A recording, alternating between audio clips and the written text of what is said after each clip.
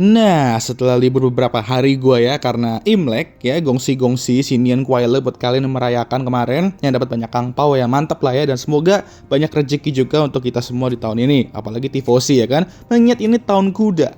Iya, literally this year is our year ya, karena kuda toh. Lalu bagi yang sedang menjalankan ibadah puasa juga, semangat ya guys sampai lebaran nanti. Oke, karena pre-season testing sudah kelar, jadi itu artinya saatnya kita bahas prediksi-prediksi F1 2026 gua guys.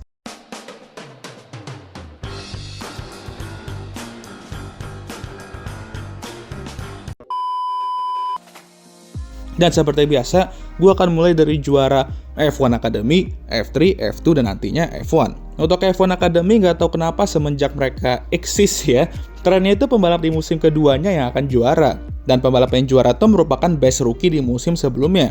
Feeling gue tren ini akan berlanjut di 2026, dan best rookie musim lalu ialah Ella Lloyd ya, pembalap Akademi McLaren. Dan dialah yang akan gue pilih sebagai juara F1 Academy musim ini. Kenceng dan main konsisten juga di musim lalu. Untuk F3 ya sudah jelas lah ya, my boy Freddy Slater yang sudah resmi jadi pembalap tesnya Audi musim ini sekaligus masuk ke akademi mereka. Di Trident pula yang sepertinya akan menjadi the next Prema di F3 di regulasi baru ini. Sementara Prema malah melontong setiap kali ada regulasi baru. Untuk F2, nah ini sulit sih karena mengingat mesin Mechachrome itu ya yang gak lihat orang untuk dilecehkan. Namun F2 pun juga memiliki suatu tren di mana juara F3 musim lalu bersama Trident, jadi juara F2 bersama Invicta di tahun berikutnya di F2-nya ya. Dan gue akan prediksi tren ini terus berlanjut. Itu berarti Rafael Camara, pembalap Akademi Ferrari, akan jadi juara F2 musim ini sekaligus naik ke F1 di 2027. Jadi ini semacam prediksi tambahan juga. Akan ada duo Samba do Brazil musim depan, dan yaitu pun kalau Gaby bertahan ya. Nah ini dia nih, untuk F1 yang akan gue prediksi juara dunia musim ini ialah drum roll please.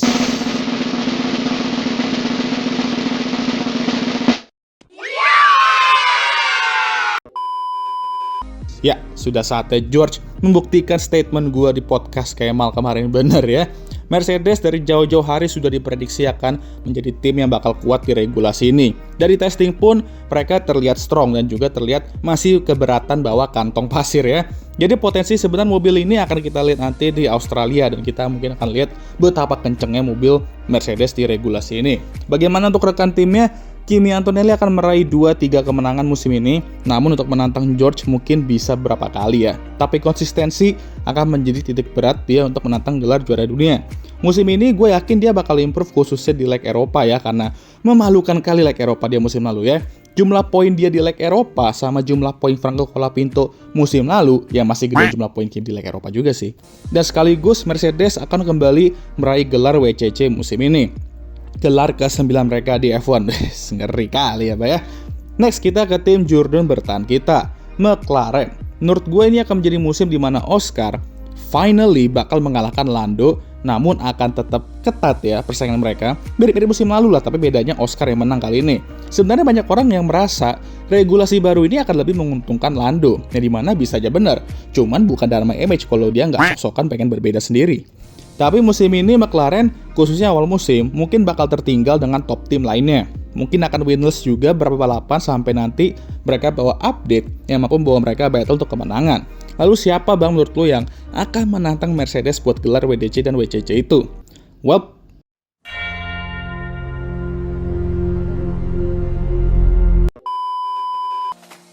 ya, Ferrari akan menjadi penantang Mercedes musim ini karena walaupun kelihatannya next year lagi, tapi setelah apa yang mereka lalui musim lalu dan sempat pesimis juga menuju awal regulasi ini, untuk bisa meningkatkan semangat tifosi melalui pre-season testing aja yang solid ya, udah merupakan sebuah hasil positif untuk tim kuda jingkrak ini.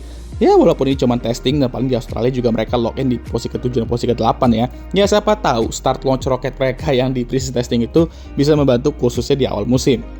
Charles Leclerc akan menjadi title rival George musim ini. Dan untuk Lewis, sabar dulu ya, nanti gue bahas soal dia di agak akhiran lah, nanti agak spesial yang itu. Kita ke Red Bull ya. Dan untuk Max juga sama, akan gue simpen di akhir-akhir sama kayak Lewis. Jadi gue bahas Isaac dulu sama performa mereka musim ini.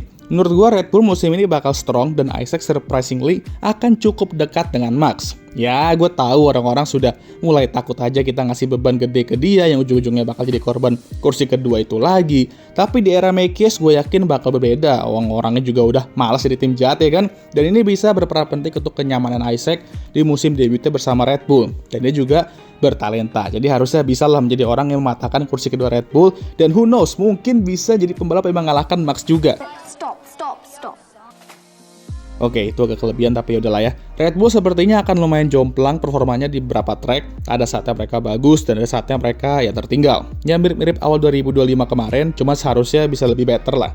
Kita ke tim juru kunci musim lalu yaitu Alpine. Dengan lineup, livery, dan mungkin hasil yang sama. Enggak, jangan lupa, mereka punya mesin Mercedes itu, jadi kemungkinan ini akan berbeda. Dan mereka akan kembali ke habitat mereka yaitu papan tengah, dan mungkin bisa jadi best of the rest di midfield. Pierre akan kembali solid dengan feeling gua akan meraih satu podium di musim ini. Dan Franco akan mencetak beberapa poin tentunya. Cuman sorry nih bos, bukan pengen ngerosting cakra Argentinanya sih ya, cuman gue nggak merasa ini orang akan perform sesuai keinginan Flavio dan kawan-kawan. Dan maybe ini akan menjadi musim di mana pertengahan musim, ini gue prediksi gila aja ya, dia akan di-kick dari Alpine. Nanti Alpine juga bisa mengambil antara Paul Aron atau Alex Dan, yang kabarnya juga sudah masuk Akademi Alpine untuk masuk ke kursi kedua itu. Ya siapa tahu aja ya kan, karena kalau hasilnya sama-sama aja kayak musim lalu, ya gue nggak bisa melihat kenapa dia harus bertahan gitu. Rival mereka untuk best of the rest itu gue prediksi Haas dengan kekuatan TGR dan tes pramusim kemarin mereka cukup solid ya. Gue yakin nih tim bakal merepotkan tim papan atas beberapa kali kayak di 2022. Cuman ya jangan sampai developmentnya yang tadinya di peak malah mengarah ke Kemang ya kan, utara ke selatan gitu. Prediksi liar gue untuk musim ini ialah Haas akan meraih podium pertama mereka di F1 dan feeling gue mereka akan meraihnya dengan Esteban Ocon. Tapi Oli Bearman lah yang akan lebih konsisten dan meroket musim ini mencetak poin untuk Haas. Ya, hal ini sudah sering banget terjadi di mana pembalap yang agak underperforming malah yang dapat hasil gede di saat yang konsisten, ya konsisten aja gitu. Kadang hidup memang suka nggak adil cuy. Next kita ke Williams, tim yang gue udah dukung banget bisa merepotkan tim papan atas, cuman malah melontong pula mereka bolos di shakedown kemarin dari tes pramusim. Walaupun semuanya terlihat berjalan lumayan lancar, mereka sepertinya akan terlihat kerepotan khususnya di awal musim. Dan mungkin expect mereka untuk melontong dengan tidak tembus Q2 atau Q3 berapa kali di awal musim. Namun dengan lineup strong mereka, ya gue bisa expect hasil-hasil strong di akhir musim seperti berapa podium lah, dan maybe kali ini dua-duanya yang akan meraih podium. Lalu Carlos, gue prediksi akan mengalahkan Alex Albon kali ini di 2026. Next, kita ke tim yang datang dengan mesin baru ke F1 yaitu Audi. Ya, mereka memiliki beberapa masalah di shakedown dan tes pramusim, dan itu bisa menjadi isu mereka di musim pertamanya. Masalah reliability ya, akan menghambat mereka mencetak beberapa poin awal musim. Namun expect mereka memberi kejutan seperti top 5 berapa kali. Dan ini prediksi liar gue yang lainnya, Gabriel Bortoleto akan mengalahkan Nico Hülkenberg musim ini. Mengingat musim lalu, Gabi sudah mampu mengimbanginya dan tentu dia bisa terus berkembang walaupun mistake akan tetap terjadi. Gue tahu, tapi yang penting performa dia terus meningkat. Berbicara soal reliability, tim yang sepertinya akan melalui fase GP2 engine lagi musim ini yaitu Aston Martin. Yang dimana dengan tim reliability paling bapuk musim ini dengan mesin dan elektrik Honda-nya, dan bisa aja dalam 6 balapan pertama ya, satu pembalap mereka tuh akan DNF dan it's not a good look tentunya untuk tim yang sudah jor-joran ngeluarin uang tapi malah kayak gini hasilnya. Sampai buat avatar kita, Wak. Jadi untuk fans Aston khususnya Nando, expect musim penuh dengan itu berarti sisa 2 tim lagi dan ini akan menjadi tim yang akan bergelut untuk juru kunci musim ini. Kita ke tim adik kecilnya Red Bull yaitu Racing Bulls. Dan sepertinya ini akan menjadi musim di mana kurangnya pengalaman kedua pembalap mereka bakal menjadi faktor kenapa tim ini akan finish juru kunci musim ini. Dengan Arvid Lindblad akan menjalani musim debut yang berat namun akan impress kita berapa kali. Untuk Liam, ya gitu deh, akan menjalani musim yang sunyi juga musim ini. 0 poin untuk Racing Bulls musim ini prediksi gue ya. Dan untuk Cadillac, pengalaman kedua pembalap akan menjadi alasan kenapa mereka akan lolos dari juru kunci musim ini. Walaupun tim ini semuanya masih baru kecuali mesin Ferrari ya, tapi pengalaman akan berperan penting dan prediksi gue ialah untuk pembalapnya Sergio Perez akan mendominasi Valtteri Bottas di head to head. Checo, gue yakin musim ini berapi-api untuk menunjukkan mengapa Red Bull itu masalahnya ya di mereka dan bukan di dia. Jadi sesuai teori Seipel 2020, pembalap yang memiliki sesuatu untuk dibuktikan adalah versi pembalap yang mengerikan. Cadillac akan meraih poin, cuman ecek-ecek aja. Mungkin nggak sampai 2 digit lah. Dan intinya yang paling penting untuk tim ini ialah mileage aja sebenarnya. Agar 2027 bisa lebih strong, lebih prepare, dan mereka juga bisa lebih siap untuk mempersiapkan mesin mereka, yaitu GM itu ya, untuk 2029 nanti kalau jadi. Oke, kurang lebih begitu aja, dan sekarang kita ke beberapa prediksi tambahan yang spicy nih ya. Oli akan naik ke Ferrari di 2027, menggantikan pembalap yang akan gue sebut nanti. Seperti yang gue bilang di awal, Rafael Camara, juara F2, akan naik ke Haas di 2027 setelah juara F2. Lalu ya mungkin gue tebak antara Pollard atau Alex Dan akan stay bersama Alpine 2027 setelah impress dengan Alpine di paruh musim kedua itu yang gue udah sebut tadi. Dan ini nih, yang akan menjadi prediksi tergila yang pernah gue buat selama menjadi fans F1, ialah Max Verstappen, Fernando Alonso, Lewis Hamilton akan pensiun atau keluar dari F1 setelah musim ini. What?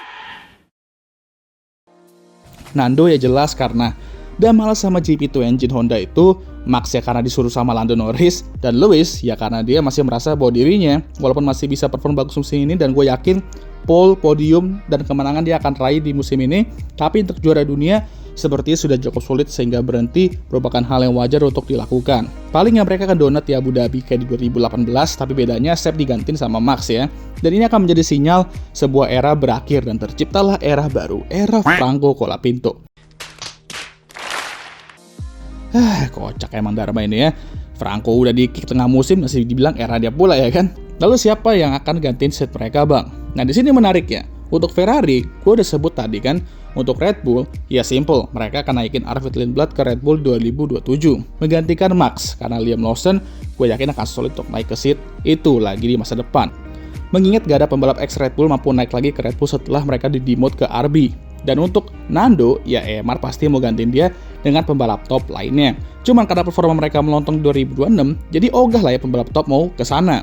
Akhirnya Honda melakukan Honda Things dengan menyuruh EMR mengambil pembalap Jepang, yaitu Yuki Tsunoda. Ya sebenarnya gue bisa bikin lebih liar lagi sih untuk driver transfer ini ya, cuman nggak dulu deh.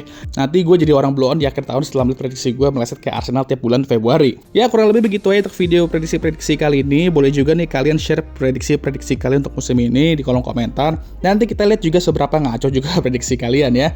Jadi begitu aja untuk video kali ini. Gimana menurut kalian? Jangan lupa like, subscribe, dan share video ini. Dan jangan lupa juga untuk menyalakan lonceng notifikasi agar kalian semua tahu ketika gue ngupload video baru. Jangan lupa juga untuk follow Instagram gue. Daya, abang udah capek. Habis liburan langsung rekam video ya. Seperti biasa video ini akan ditutup oleh I think we can cut the video there.